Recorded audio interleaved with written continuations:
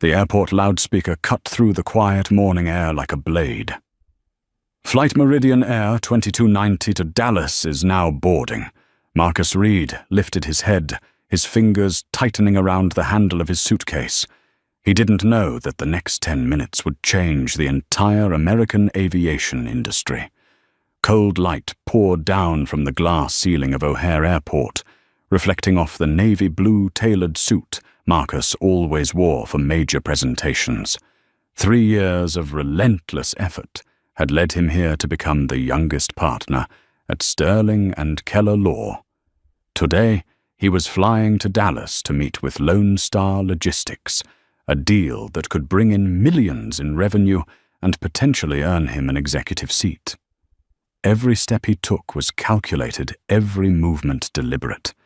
Each line of his presentation, every gaze he would meet in the boardroom, was already rehearsed in his mind.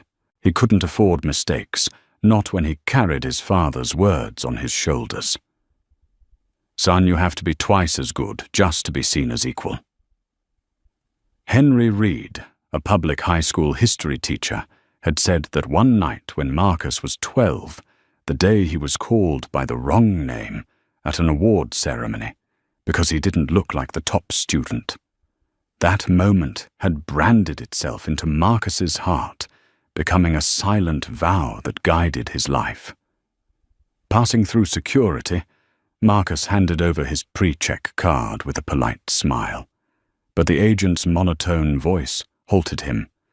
"Sir, I'll need you to step aside for additional screening." He froze. He had grown used to it, but it still stung every time. Random, they always said. His leather suitcase was opened. Folders neatly stacked his Mont Blanc pen resting beside a phone charger. The agent rummaged through everything, then held up the power bank with suspicion. "What's this A portable charger?" Marcus replied evenly. "It's allowed." He didn't argue. He didn't let anger take over. He simply remembered his father's advice. Control what you can, your reaction, your composure, and your dignity. When his bag was finally returned, Marcus crouched to tie his shoelaces, taking a slow, steady breath. The irritation faded, but the sting lingered inside. In the first-class lounge, Marcus opened his laptop and reviewed his presentation slides one more time. The line, "Integrity is not a luxury. Its policy," glowed on the screen. He paused on that sentence, smiling faintly, without realizing it. At the boarding gate, the receptionist greeted him with a bright smile. "Good morning, Mr. Reed. You're flying first class, right?" Marcus nodded. But when she saw his name appear on the screen, her smile froze for just a moment. "Yes, the system's a bit slow, please hold on." He stood quietly. Seconds stretched into minutes. She typed a few more keys, then handed the ticket back. "Gate 18, to your right." Marcus thanked her. She didn't meet his eyes. Behind him, a white businessman in a grey jacket scanned his ticket and passed through in 2 seconds.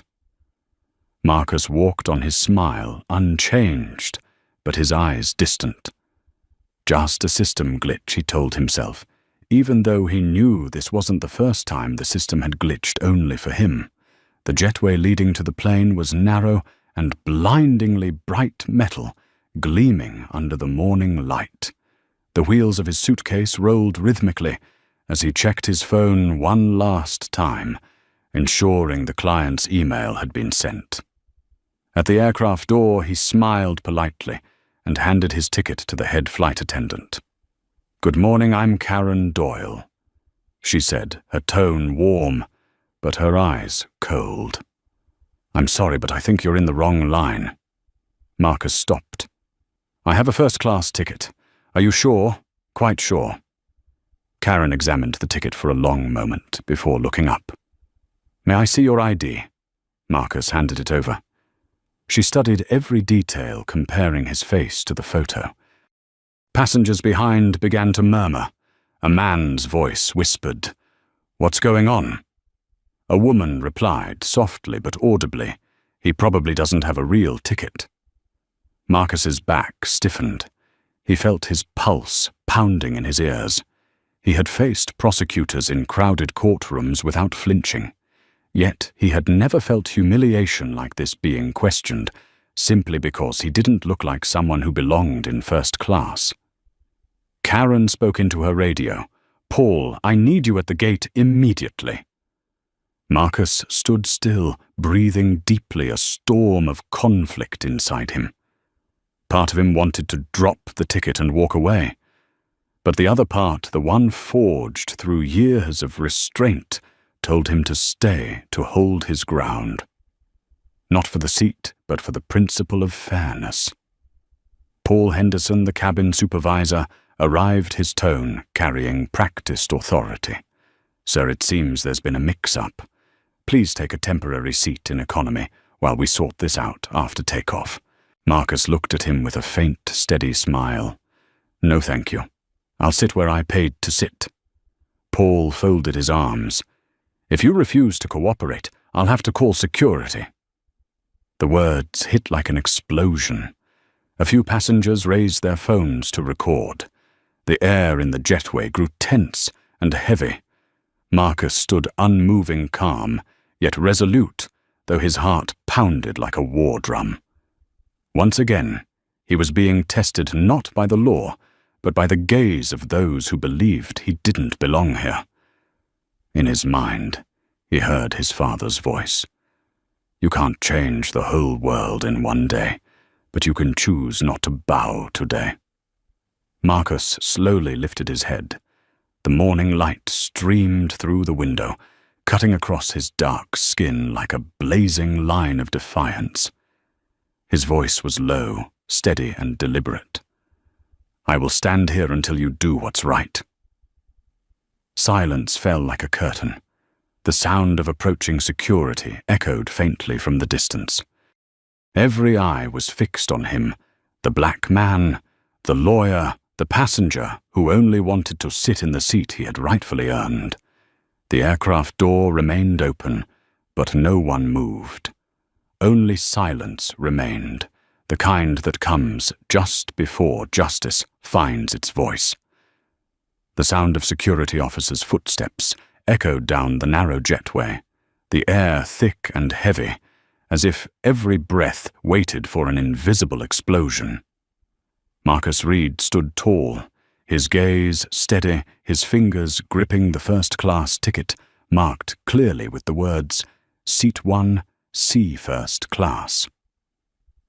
Just a few steps away, Karen Doyle, the chief flight attendant, held on to a strained smile, the kind worn by people who believe they are simply following procedure. Beside her, Paul Henderson, the cabin supervisor, crossed his arms, his low voice carrying the authority of command. "Sir, we have reason to believe your ticket may not be valid. If you refuse to cooperate, we'll have to ask you to leave the aircraft." Marcus said nothing. He met Paul's eyes not with anger, but with resolve. In that moment, he wasn't just a passenger. He was a man who had waited his entire life to say enough. Behind him, dozens of passengers had stopped. The murmurs faded, replaced by the soft chime of phones being unlocked, cameras opening lenses turning toward him. A middle-aged woman whispered, "Dear God, is this because he's black?" A man beside her muttered back, "Stay out of it." But not everyone stayed silent. From the front row of first class, Dr. Olivia Harper stood up, a renowned cardiologist, with her brown hair tied neatly back, her phone already recording. Her voice rang out clear and sharp, slicing through the tension like a blade. "I saw everything. He has a valid first-class ticket, and the 3 white passengers before him weren't questioned once." Karen turned her face, tightening. "Ma'am, please sit down. This is a security matter." "No," Olivia replied firmly. "This is a matter of prejudice." Her words fell like a spark into a pool of gasoline. A few people nodded, others gasped softly. Paul frowned, raising his radio quickly. Security to gate 18, passenger non-compliance.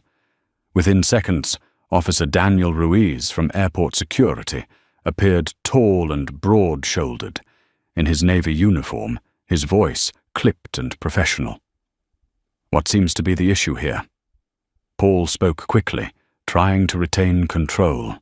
This passenger refused to follow crew instructions. We have reason to suspect an issue with his ticket. Daniel nodded, turning to Marcus. Sir, may I see your ticket and ID, please? Marcus handed them over without hesitation, his tone calm and steady.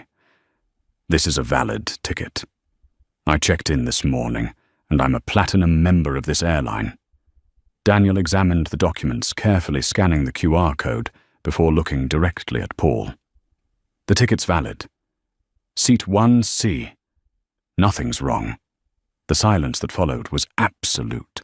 Karen bit her lip. Paul forced an awkward smile. Well, perhaps the system made an error. Olivia's voice cut in sharp as glass. Was it the system that failed, or the people using it? Daniel glanced around at the dozens of phones recording the scene. He knew that one wrong move could become national news within minutes.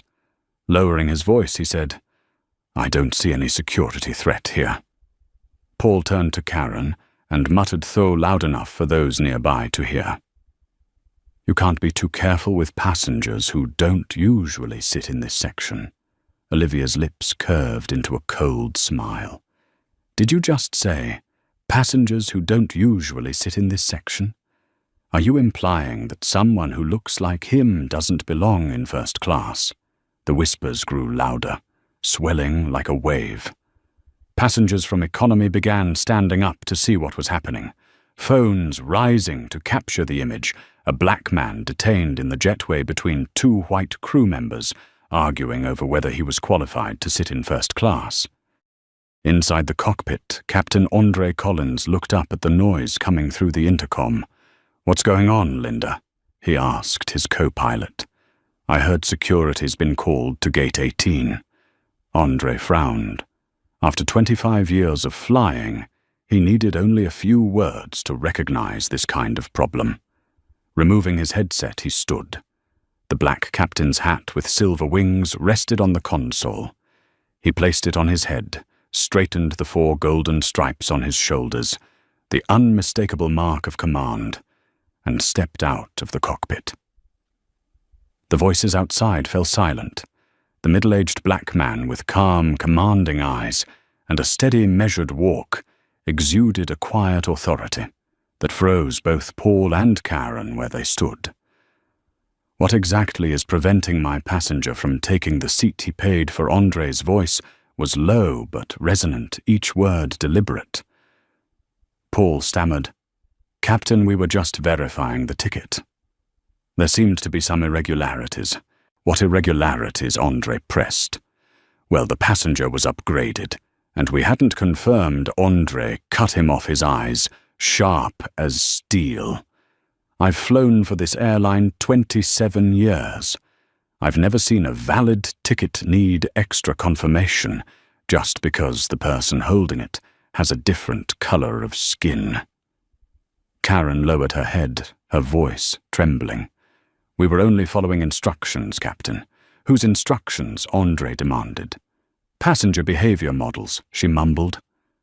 Andre let out a humorless laugh. So if I walked up here today in civilian clothes, would you have stopped me at the door too? No one answered. Only the faint static of the radio and the blinking boarding light filled the silence. Andre turned to Officer Ruiz. Officer, do you see any security issue here? No, Captain, Daniel replied. Ticket and ID are valid. Good. Andre faced Marcus, his voice warm but firm. Mr. Reed, please take your seat at 1C. On behalf of the airline, I apologize for the inconvenience. Marcus walked past Karen every step, echoing through the stunned silence. A few passengers began to clap softly. Olivia nodded to him, her expression filled with respect. Paul tried to salvage his dignity, opening his mouth to speak, but Andre's tone cut through sharply. "Mr. Henderson, if you obstruct another paying passenger from boarding again, I will have this entire crew replaced immediately." The words landed like a hammer. No one spoke after that. Marcus took his seat in 1C, drawing a long, steady breath. The sunlight through the window cast a golden reflection across his face.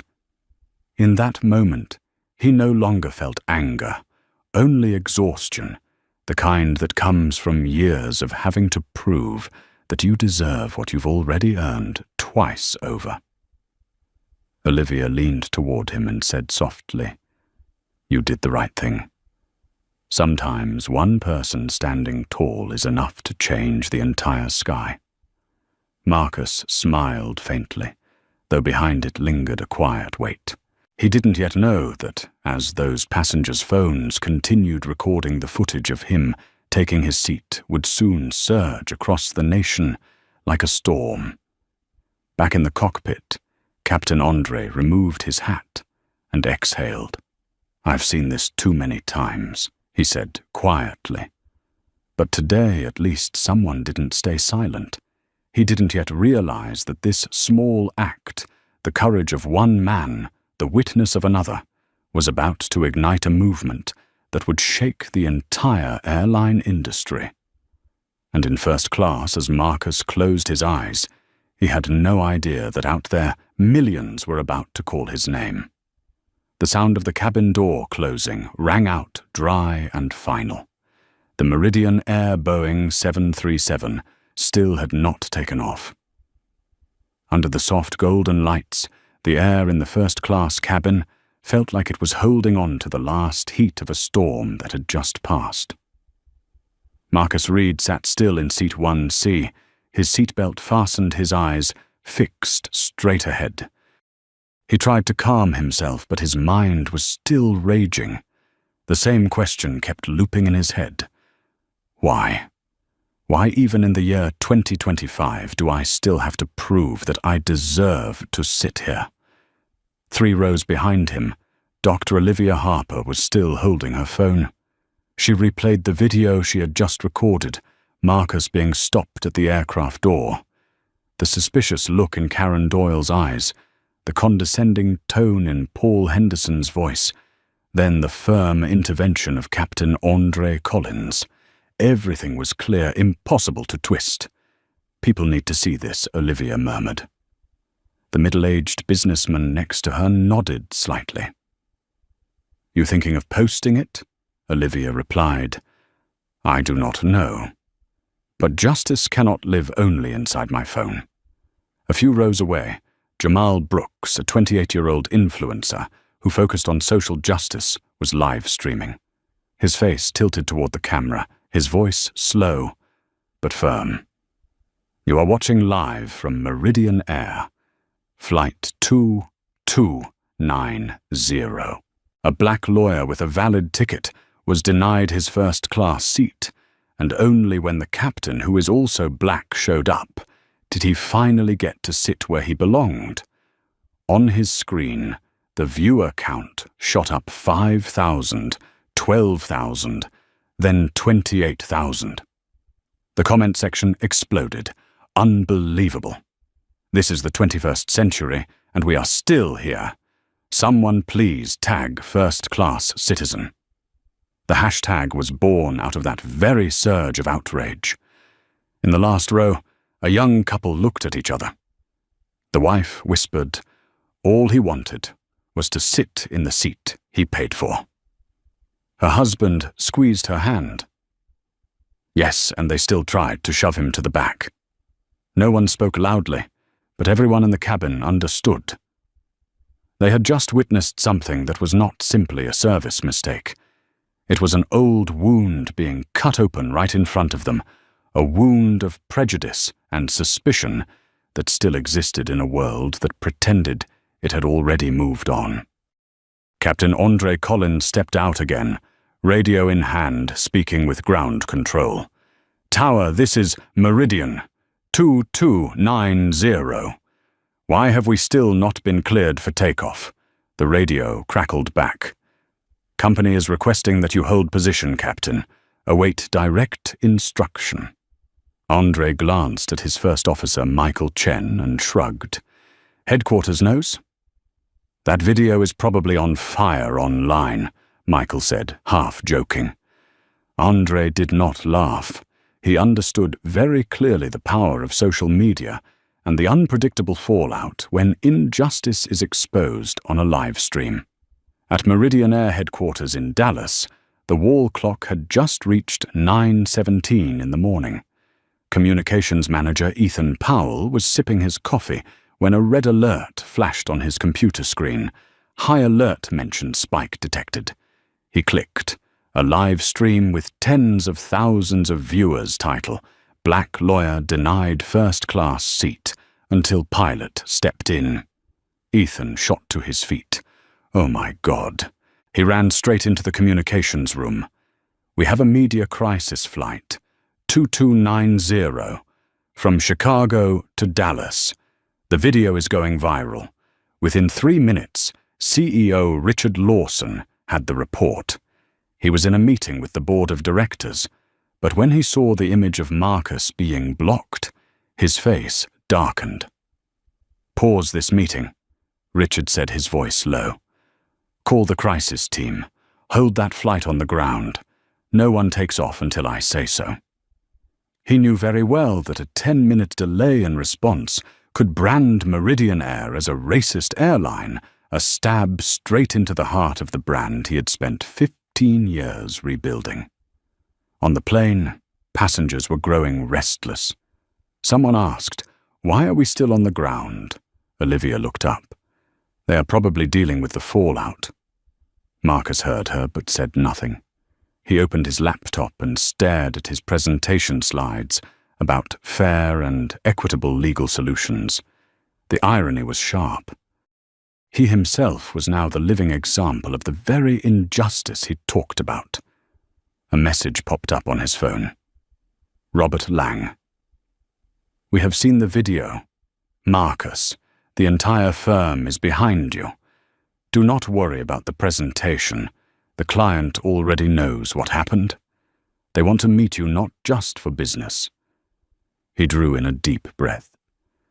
Part of him wanted to forget everything and simply do the job he had prepared for. But another part, the part that had been stopped at security lines, the part that had heard the word random too many times, said, "No, this time has to be different." At Meridian Air headquarters, Richard Lawson was in an emergency meeting. Vice President of Customer Experience, Monique Ellis, spoke quickly. "We need a human response, not a polished PR script. The public wants to see real accountability, not vague statements." Richard nodded. "Monique, get on that flight. Right now? You're the only one I trust to handle this." Monique answered, "I will be on my way in 10 minutes. She knew this was not just an assignment. It was a test of the airline's integrity and of her own as a black woman who had once been dismissed on the very flights her company operated. Back in the cabin, Marcus was reading a new message from his father. "Son, your mother and I saw the news.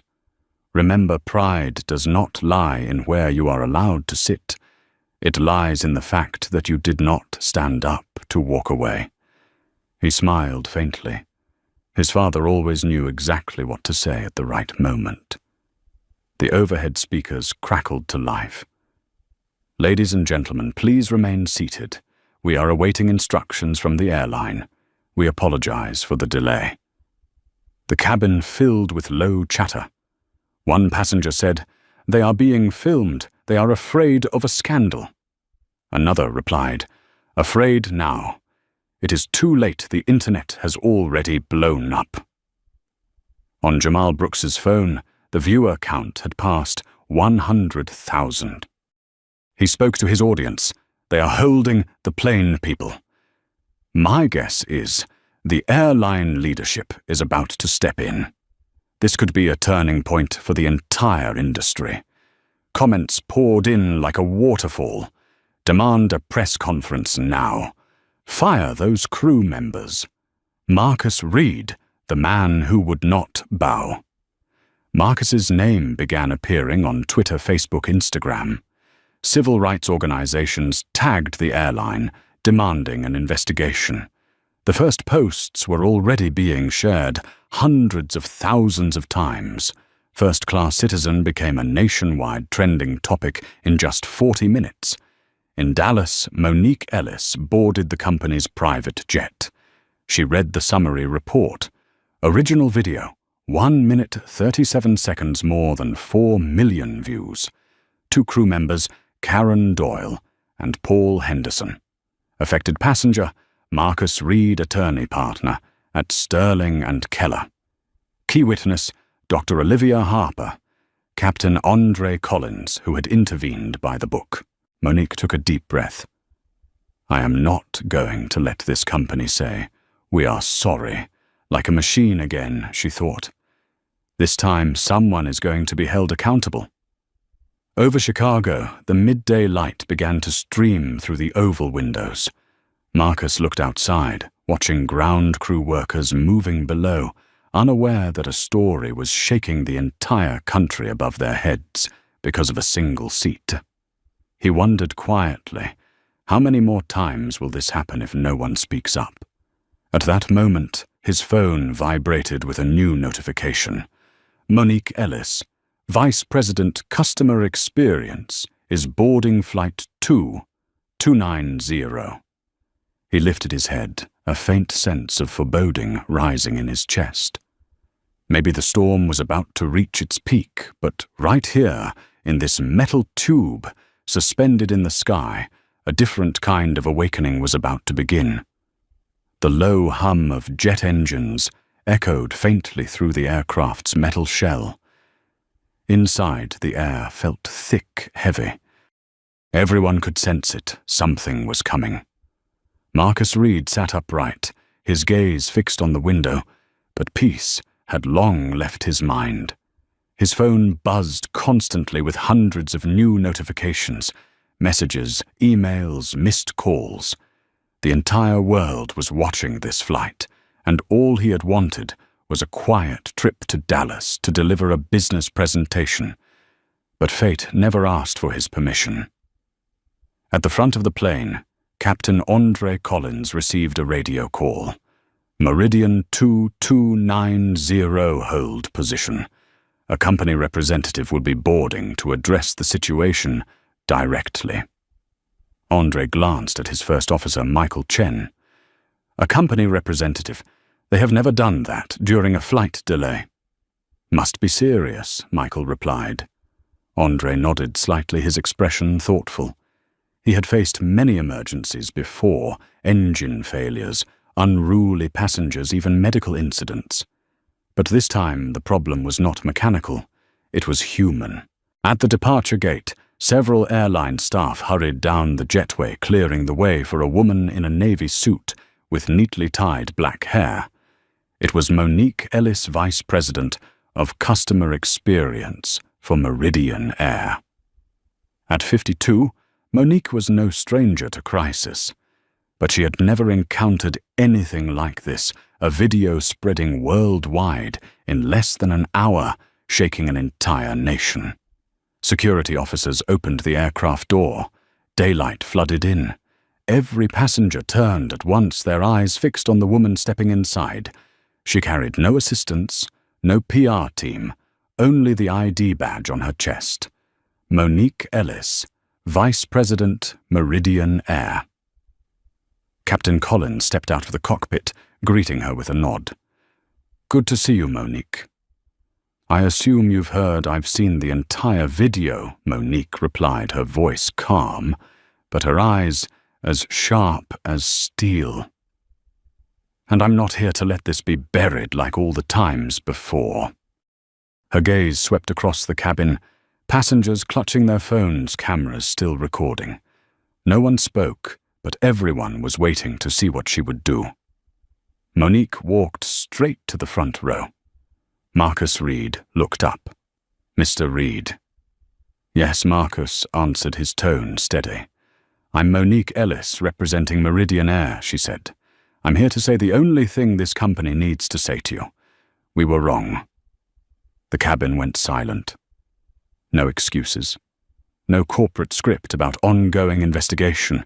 Just 4 words, plain, honest, and heavy. Monique continued. You were discriminated against, not by the system, but by people, and that is something that cannot be justified. Her voice was steady, each word falling like a gavel. A few passengers bowed their heads. Dr. Olivia Harper nodded slightly, her eyes glimmering. Monique didn't lower her voice, even knowing every camera was recording. I want everyone on this flight to hear me clearly. 2 employees mishandled this situation and have been suspended immediately. I'm not here to offer a polite apology. I'm here to take responsibility. At the back of the cabin, Karen Doyle and Paul Henderson, the 2 employees at the center of the incident, stood frozen. Their faces had turned pale as Monique turned towards them. Ms. Doyle, Mr. Henderson, collect your belongings. Your replacements are on the way. Karen tried to speak, her voice trembling. Vice President, we were just following procedure. There is no procedure that permits the humiliation of a customer. Monique interrupted firmly. And there is certainly no procedure that excuses prejudice. Paul stood speechless. Karen's eyes welled with tears, but Monique didn't waver. She knew this moment would be analyzed by millions, but the only thing that mattered was justice. Dr. Olivia Harper rose from her seat. Ms. Ellis, she said, I'm a witness. I'm willing to provide the video and a formal statement. Monique turned and smiled gratefully. Thank you, Dr. Harper. Your courage made it impossible for us to look away. The cabin lights reflected off Monique's face, making her eyes gleam like forged steel. She turned to address everyone. Meridian Air will take full responsibility, and that begins with this flight. The cabin door opened again.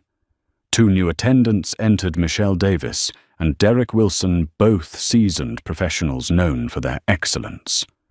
They bowed to the passengers, taking the place of the former crew who quietly exited. As Karen and Paul passed by Marcus, they avoided his gaze. Marcus said nothing. He simply looked at them, not with resentment, but with the calm of a man who had endured enough and this time had witnessed justice arrive. A round of applause began from the back, hesitant at first, then spreading through the cabin. The clapping wasn't for the scandal, it was for sincerity. Monique bowed her head slightly. Thank you, everyone. She turned to Marcus. Mr. Reed, I know words aren't enough. We've arranged private accommodations for you at the 4 Seasons in Dallas, along with transportation to your meeting.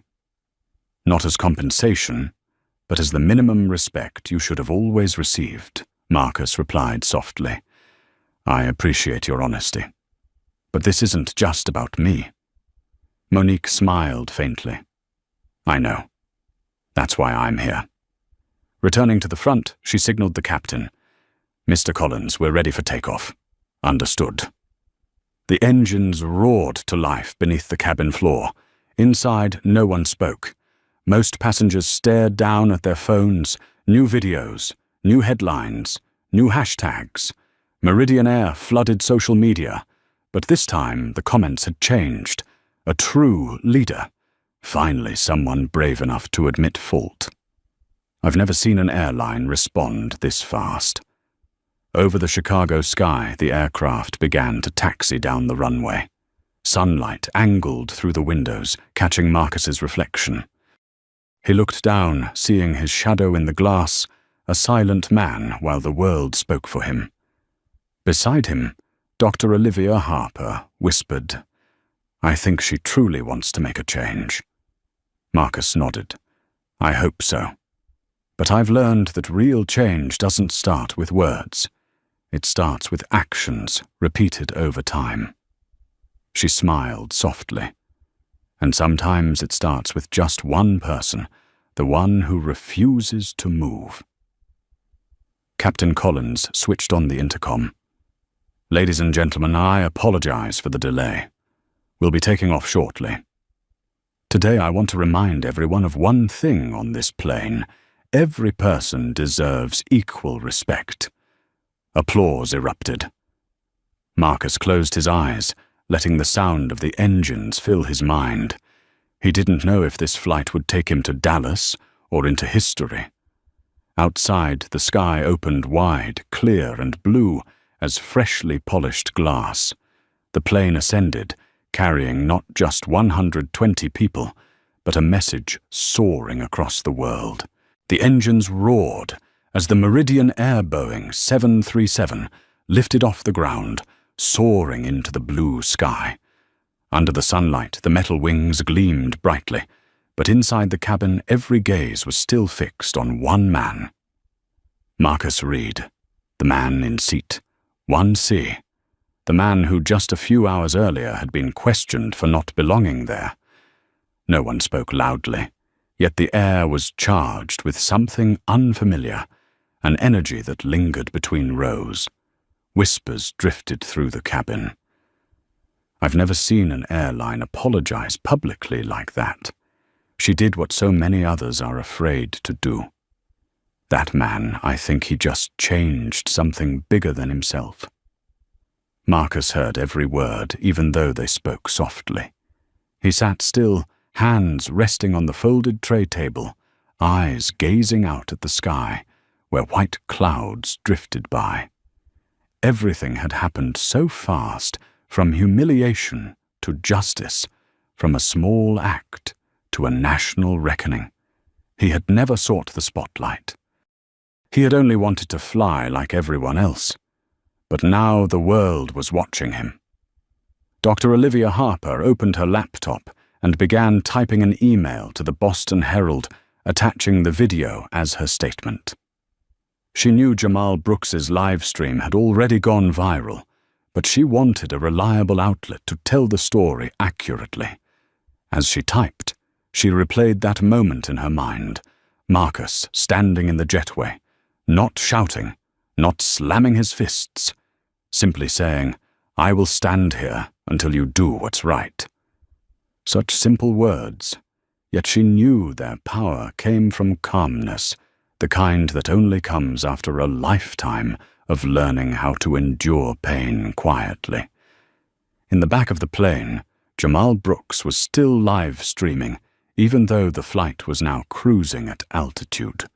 "Hey everyone, I'm 35,000 feet in the air, and yes, this flight is still the center of the nation's attention. The passenger who faced discrimination has received a public apology, and Meridian Air's vice president handled the situation right here on this plane. I've never seen anything like it." Comments flooded the screen like waves. "Who is he?" "We need to know his name." Marcus Reed, a lawyer from Chicago, the man who stood still in the face of injustice. First-class citizen is trending #1 nationwide. The views surged 400,000, then 700,000. Thousands of people edited clips, added powerful music, and turned that moment into a symbol of resilience. At Meridian Air's operations center, CEO Richard Lawson watched streams of data flash across the giant monitors. The graphs climbed higher every minute as tens of thousands more mentioned the airline. The head of communications reported, "The hashtag first-class citizen has passed 2.3 million posts. Politicians, celebrities, and business leaders are sharing it." "Negative or positive?" Richard asked. Strangely enough, 85% positive. People are praising Monique Ellis for her fast and honest response. Richard leaned back, gripping his pen tightly. He knew this storm was only beginning. "Good," he said, his voice low. "But don't let the public think this was a miracle. We need to turn it into a system. High above the clouds, Marcus still hadn't closed his eyes. A new flight attendant, Michelle Davis, approached him gently. "Mr. Reed, the captain, asked me to give you this note." He unfolded the paper. The handwriting was strong and precise. "Mr. Reed, no one should ever have to prove their worth just to be treated with respect. I apologize on behalf of everyone who ever made you feel that way. When we land, I'd like to buy you a cup of coffee. Captain Andre Collins." Marcus smiled a quiet smile, not of triumph, but of understanding. He folded the note and placed it against his chest. Perhaps justice sometimes begins with nothing more than a sincere apology. 3 rows behind, Olivia spoke softly to an older woman. "I used to think discrimination was a thing of the past, but this morning I saw that it's still alive." The woman's voice trembled as she replied, "And then I saw a black man refuse to bow his head. You know that made me want to be better." The words were barely louder than a breath, yet they carried the weight of change. 2 hours later, as the plane began its descent, Marcus's phone vibrated once more. It was a message from his father, Henry Reed. "Son, I saw the video. Your mother cried. The whole neighborhood is talking about you. But do you know what makes me proudest? Not that you won, but that you stayed calm when you were disrespected. That's the strength I hope the world learns from you." Marcus read it again and again, his eyes stinging. For years he had thought he was fighting alone. But now he realized that in every moment of his calm, his father was there. The man who had taught him that justice doesn't need to shout it, only needs to stand firm. In Dallas, by the time the plane landed, a crowd of reporters had already gathered outside the gate. The news had spread so fast that local TV stations had sent live broadcast vans. "Marcus Reed is landing any moment now," the reporter announced, his voice brimming with excitement, as if waiting for a hero to appear. In the cabin, Captain Andre turned on the microphone. "Ladies and gentlemen, we are preparing to land in Dallas. Before we conclude, I'd like to say one thing. Today we didn't just fly across the sky, we crossed an old line. Respect is not a privilege. It's a standard. And on this flight, that standard has just been rewritten." The cabin erupted in applause. Some passengers stood, others wiped away tears. As the plane touched down, Marcus closed his eyes. That soft thud against the runway felt to him like confirmation that something had truly begun. Not because he had won an argument, but because millions had seen, had spoken, and had awakened. He gathered his things, straightened his tie. The shame of the morning was gone, replaced by the calm of a man who knew he had become part of something greater than himself. The aircraft door opened.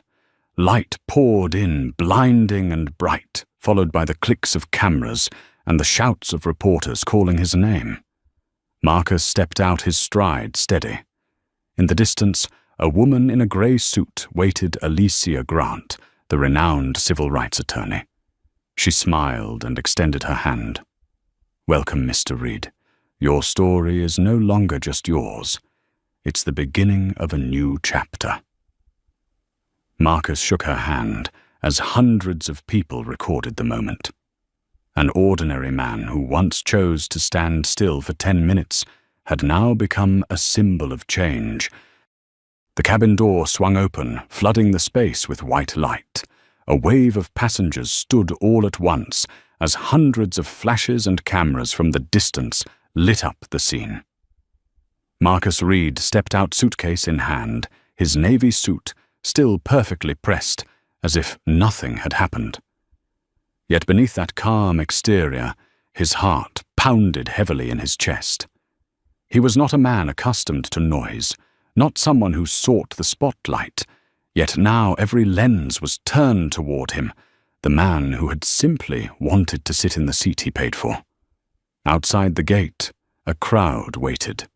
Reporters, security staff, curious onlookers, and even protesters holding hastily made signs that read, "Respect has no color, and we are all first-class citizens." Microphones rose into the air, voices calling out urgently. "Motso. Reed, how did it feel to be discriminated against on the plane? Are you planning to sue Meridian Air? What message do you have for other black travelers?" The flashes were blinding, forcing Marcus to squint. Before he could speak, a woman's voice rang out beside him. "Excuse me, Mr. Reed will not be answering any questions at this time." The woman stepped forward. Alicia Grant, a seasoned civil rights attorney, tall with neatly tied curls and a pale grey suit. Her tone was firm but composed. "I am Mr. Reed's legal representative. If you have questions, please direct them to our office in Chicago." A reporter pressed closer. "Ms. Grant, could this incident lead to a class action lawsuit? We're reviewing the matter," Alicia replied calmly. "But right now, our priority is Mr. Reed's safety and privacy." Marcus glanced at her with gratitude. She returned a faint smile and gestured for him to follow. As they moved away from the crowd, a uniformed airline manager approached. His name tag read, "Logan Pierce, Airport Manager, Dallas.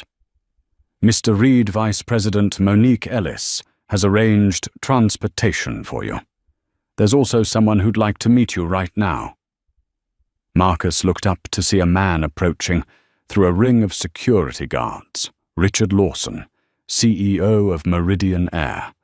Dressed in a black suit with a silver tie, his face was solemn. No press entourage, no fanfare, only the quiet resolve of a man ready to take responsibility. Richard extended his hand. "I'm Richard Lawson. I came to apologize in person." Marcus shook it, studying his expression.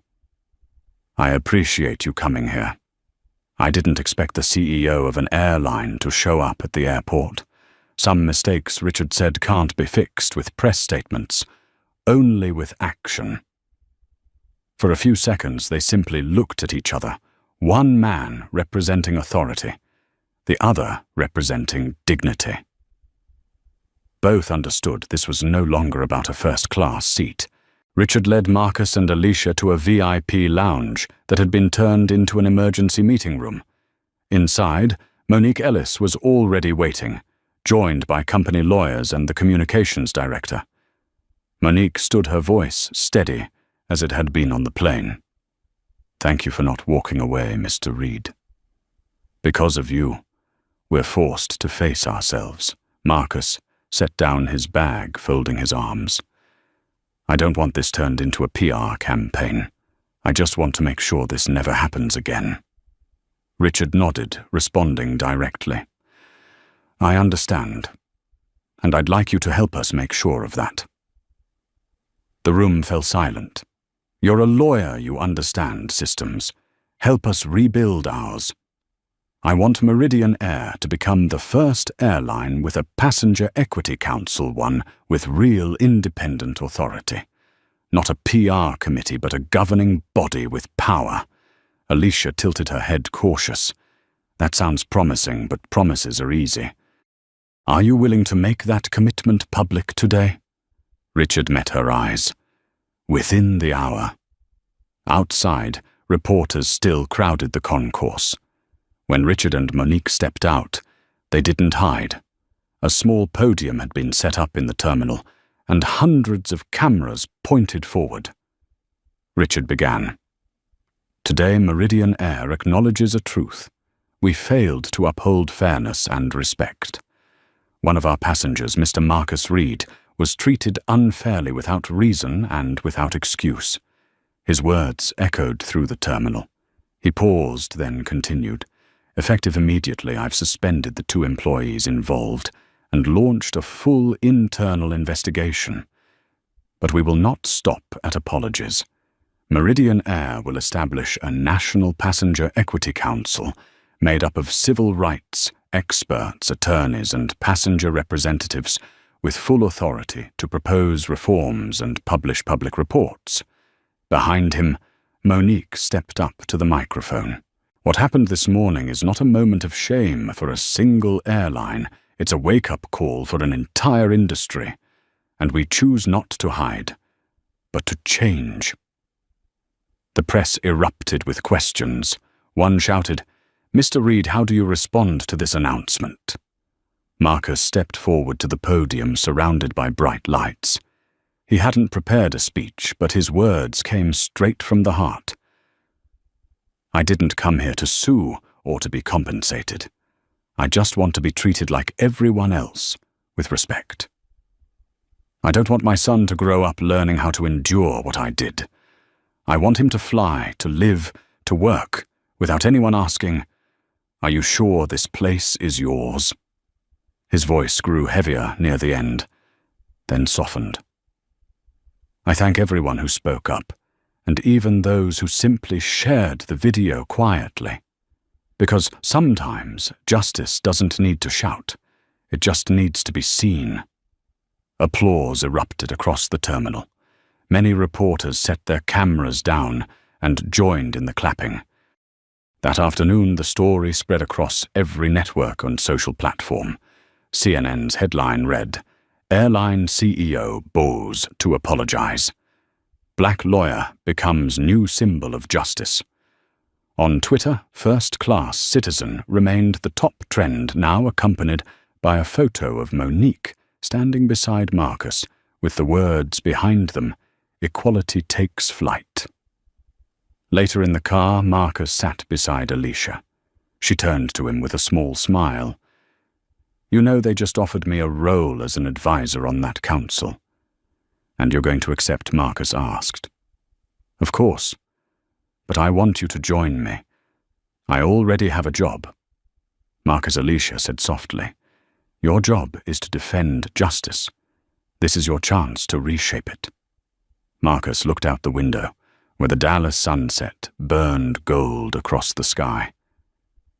In the glass reflection, he saw himself not a man who had been humiliated, but one who had opened a door for thousands of others. In Meridian Air's top-floor office, Richard Lawson stood by the window watching as reporters finally began to disperse. Monique entered quietly. "Do you think the public will believe us?" she asked. Richard replied, "Belief isn't enough. We have to make them see." He turned his eyes sharper than ever. "From this moment on, justice will no longer be our PR concept. It will be our operating system." The news spread faster than any plane that had ever taken off. Within 2 hours, the name Marcus Reid had blanketed every corner of social media. Major networks, CNN, BBC, Fox, even Al Jazeera all broadcast the same clip, a black man standing calmly in the jetway, facing injustice with composure, then bowing his head in gratitude as justice arrived. On Twitter, the hashtag #FirstClassCitizen ignited like a spark in the wind, surpassing 5 million shares in less than a day.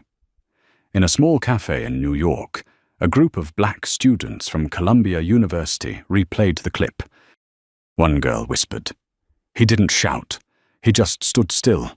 A young man replied, "Yeah, but the way he stood, it made the whole system stop." In an airport lounge in Atlanta, a group of pilots watched the same video. Among them was Jerome Williams, a veteran black captain who nodded. Andre Collins did what many of us have been too afraid to do, not because of the rules, but because of the consequences. But he made the right choice. The story was no longer just news, it had become a symbol. Meanwhile, Meridian Air was entering uncharted territory, a full-scale national media storm. The company's crisis room operated through the night. On the wall, dozens of screens displayed live data charts. Monique Ellis sat at the center, dark circles under her eyes, but mind sharp as ever. "Do we have updated data?" she asked. The communications director replied, "Positive sentiment is climbing. People are praising our quick apology and immediate action. But they want to see real change, and they will," Monique said.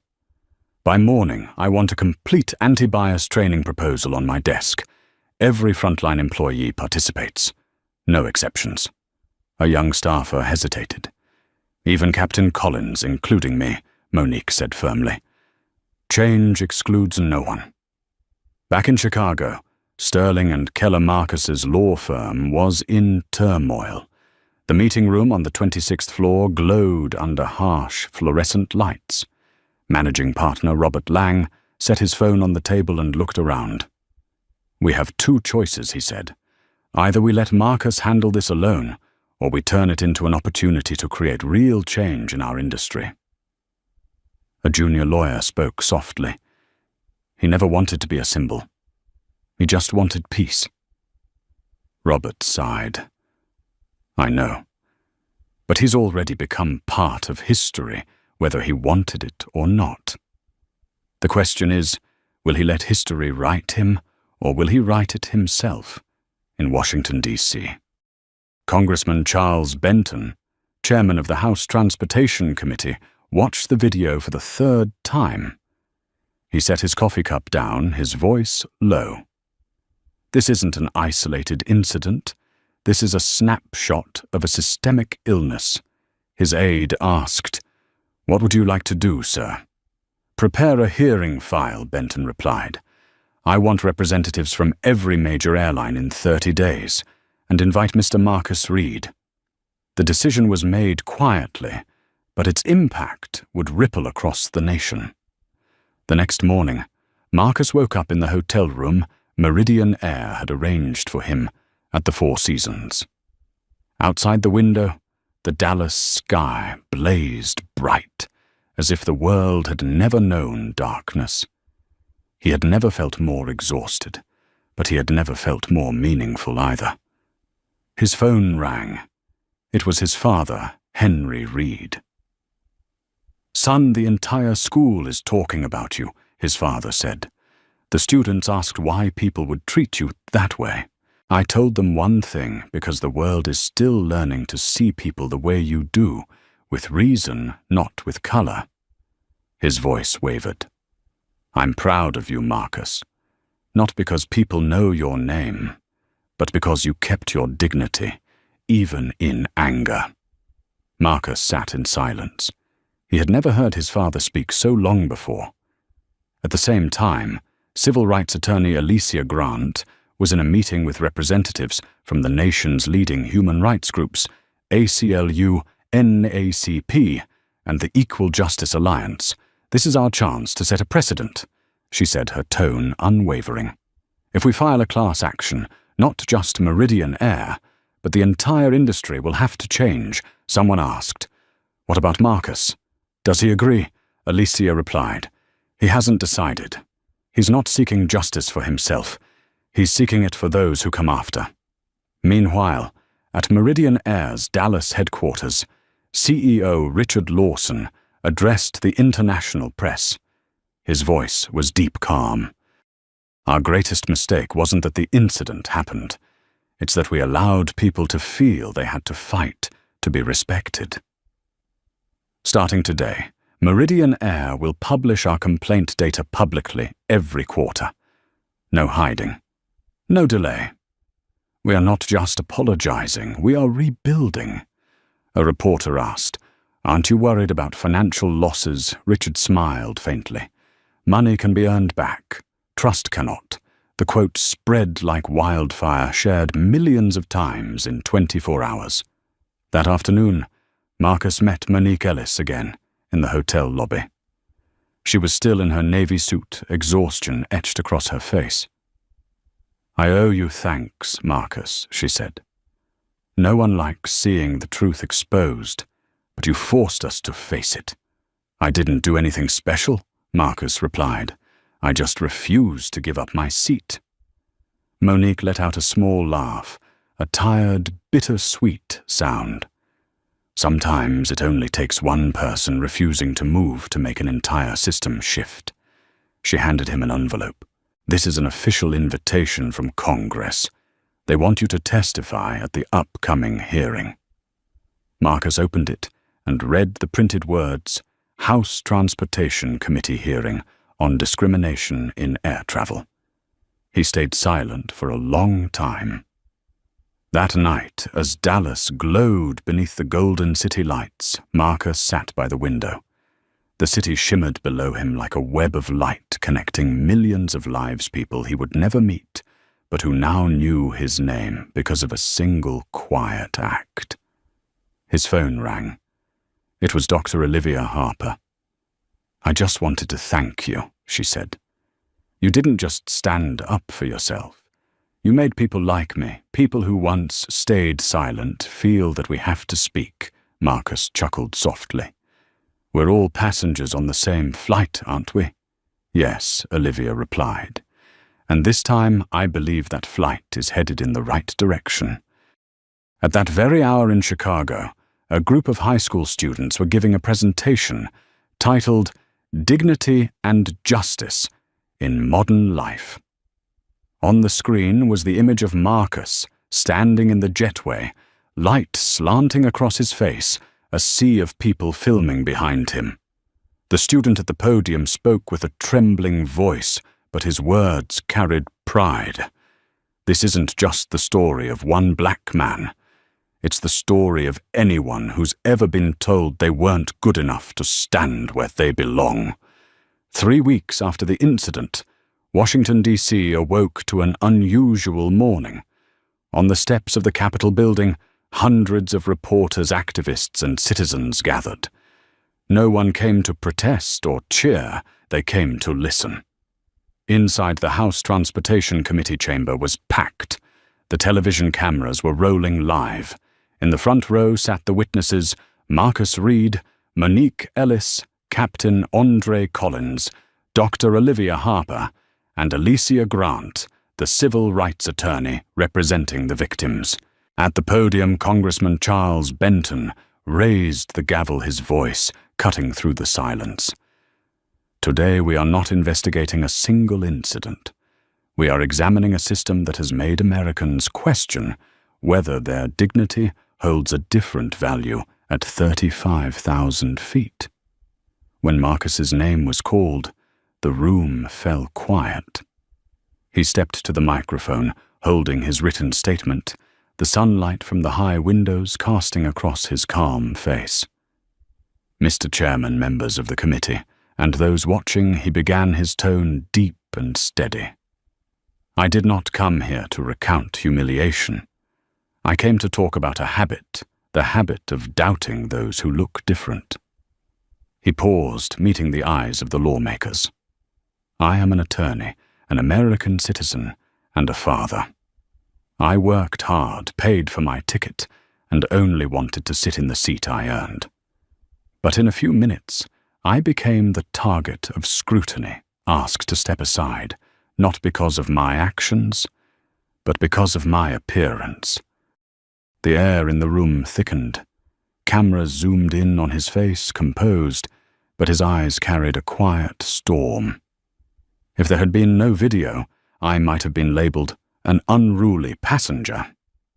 But thanks to someone who spoke up, and a captain who acted with integrity, the truth was not twisted.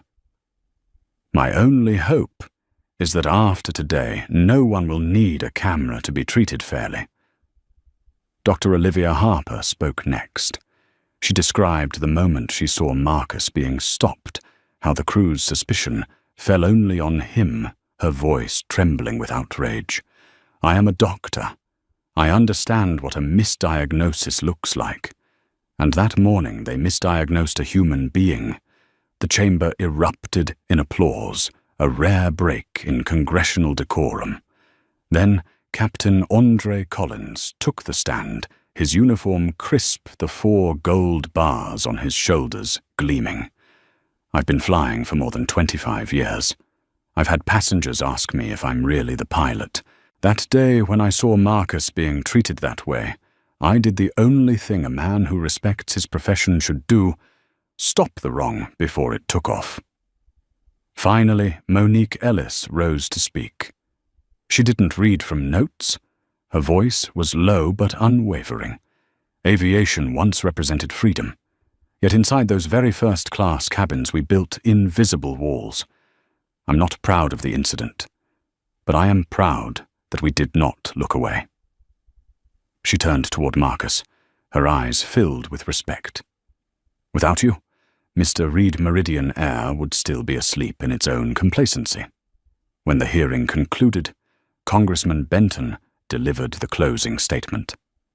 This committee will introduce the Passenger Equity and Fairness Act, requiring all airlines to publicly disclose discrimination, complaints, implement mandatory unconscious bias training, and establish independent oversight mechanisms. A wave of applause swept through the room, rippling like surf against the shore. Stepping outside, Marcus looked up at the Washington sky. A bird flew over the Capitol dome, free, small, yet powerful. Beside him, Alicia Grant said softly, "You just turned your humiliation into law." Marcus smiled, calm and sincere. "Not me," he replied. "Us the ones who refused to stay silent." That afternoon, national television replayed Marcus's testimony. Across millions of homes, people paused their meals and their work just to hear him say one line: "Justice is not a reward. It is the default right of every human being boarding the flight of life." That night, atop the Meridian Air headquarters in Dallas, a new slogan shone in bright LED lights: "Equality takes flight when justice learns to fly." And somewhere in the quiet glow of the city, Marcus sat alone in his temporary apartment. He replayed the old video himself, standing in the jetway, eyes steady toward the camera, unaware that moment had ignited a movement. He smiled faintly. Justice doesn't arrive in a single day, but it was on its way. 6 months later, America had changed. Every major airline had adopted the Passenger Equity Code, a direct result of that historic hearing. At Meridian Air headquarters, Captain Andre Collins was appointed Director of Service Ethics Training, while Monique Ellis took charge of the Passenger Equity Oversight Committee. Dr. Olivia Harper and Marcus Coe founded a non-profit organization called Equal Skies, dedicated to training corporations and providing legal support for those who had experienced unfair treatment. As for Marcus, he became the head of the transportation equity practice at Sterling and Keller, leading a team that protected passenger rights across the United States. One afternoon, as he boarded a flight back to Chicago, a young flight attendant greeted him with a respectful smile. "Welcome aboard, Mr. Reed. Thank you for making our industry better." Marcus simply smiled, looking out the window, where sunlight glowed softly over the airplane's wing. It had all begun because he refused to give up his seat, and that refusal had made the entire sky bow before justice. 1 year later, at the ceremony, celebrating the launch of the Passenger Equity Act, hundreds of people gathered beneath the dome of the Capitol. Marcus Reed stepped onto the stage, his expression calm as the lights reflected off the words behind him. "Equality takes flight." He looked around and saw Monique Ellis, Andre Collins, Olivia Harper, Alicia Grant, and his father, Henry Reed, seated in the front row. Each of them smiled. "A year ago, I only wanted to sit in the seat I paid for Marcus," said his voice, resonant, yet warm. "But it turns out sometimes standing still is how we make the world move." Applause rose and spread like waves through the hall. Overhead, a Meridian airplane passed across the sky, its fuselage bearing the new slogan, "Respect is our altitude." Marcus looked up, his smile softening. He knew that no one could erase injustice entirely, but he also understood that when one person dares to stand, millions learn never to bow. That day, the sky was impossibly blue, and justice at last had learned to fly. From the perspective of a leadership ethics expert, the journey of Marcus Reed is not merely a story about discrimination or honor, but a powerful reminder that dignity doesn't need to shout it, only needs to stand firm. When one person dares to remain steady in the face of injustice, they not only defend themselves, but also pave the way for thousands of others to be treated more fairly.